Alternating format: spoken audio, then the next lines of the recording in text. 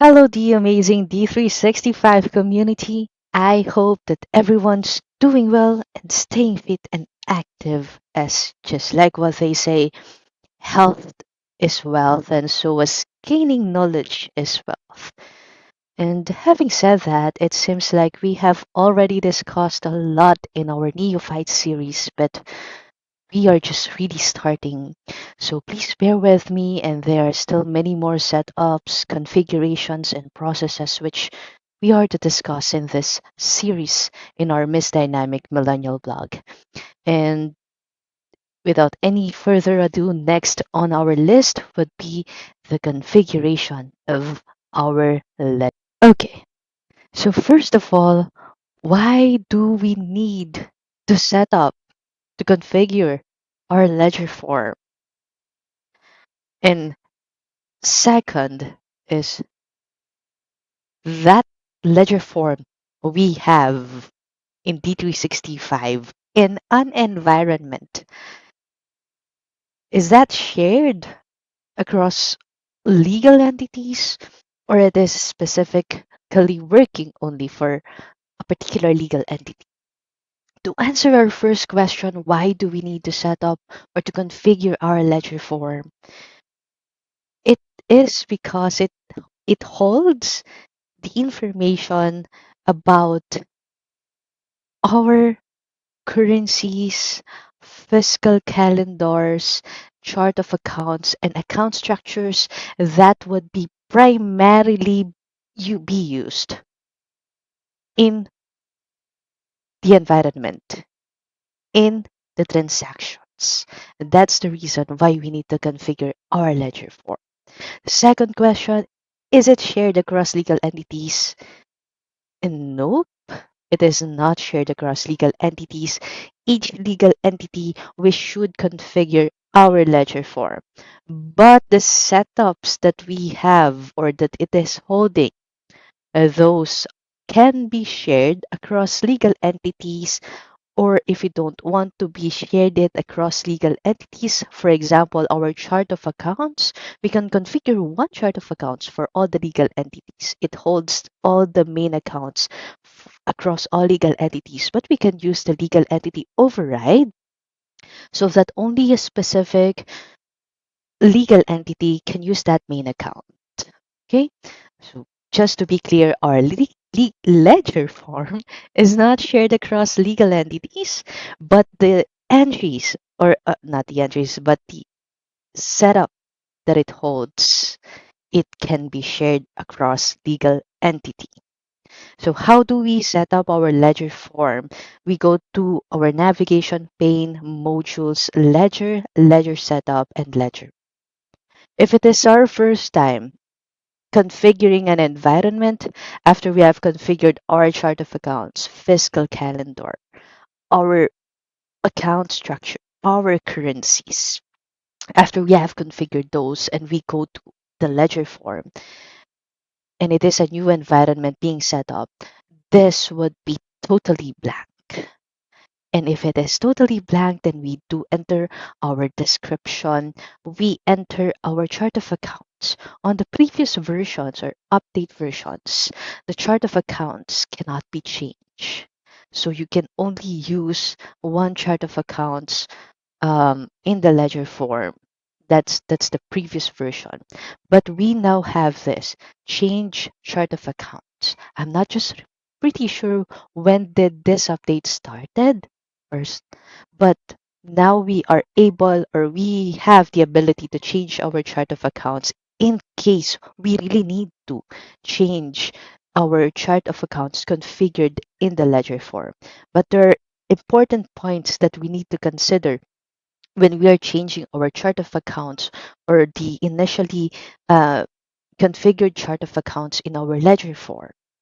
If we change that, we have to make sure that all of our open transactions would be posted, no left behind.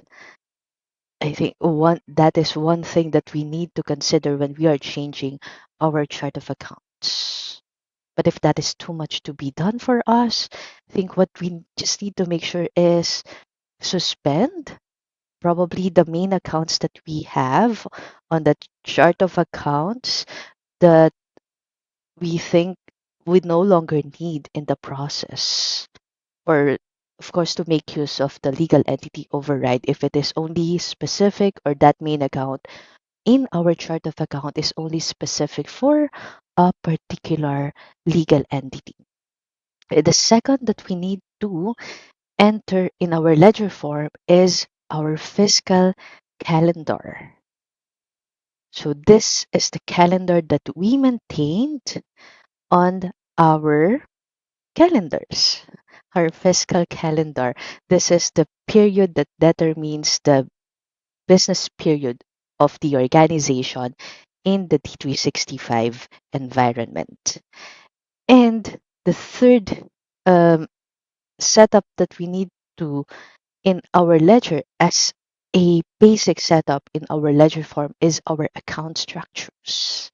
Again, our account structures can be shared across legal entities, but as long as you are not entering it in our ledger form in the account structure, that would not be known by the system uh, to be being used by that legal entity or entities. And fourth is our currency. So in our ledger form, this is where we determine what is our accounting currency and our reporting currency. Our accounting currency is our primary or like a transaction currency that we have in our transactions that we enter in the system. It is the primary currency that we are using whenever we create vouchers or whenever we create entries in our system like general journals, um, purchase invoice, sales order invoice, and so on. And um, our reporting currency is like a secondary currency in our environment or in that specific legal entity where we put that in. So whenever we have multiple legal entities in an environment, probably the idea would be there is always our main legal entity or our parent company in that D365 environment. And that parent company has its own currency that it is being used. Same with this. For example, the USMF is the parent company in this environment. We can see here that the accounting currency and the reporting currency are the same. That means that this legal entity USMF as the parent company is using USD as its accounting currency to record all of its transactions, and all of its transactions will be converted as well into USD since we have entered the USD as our reporting currency. And the idea would be the same for other companies in our legal entity, like so called subsidiary companies. Like, for example, we have a company in Germany and we have set our accounting currency as euro and we set our reporting currency in USD. What would the effect of that?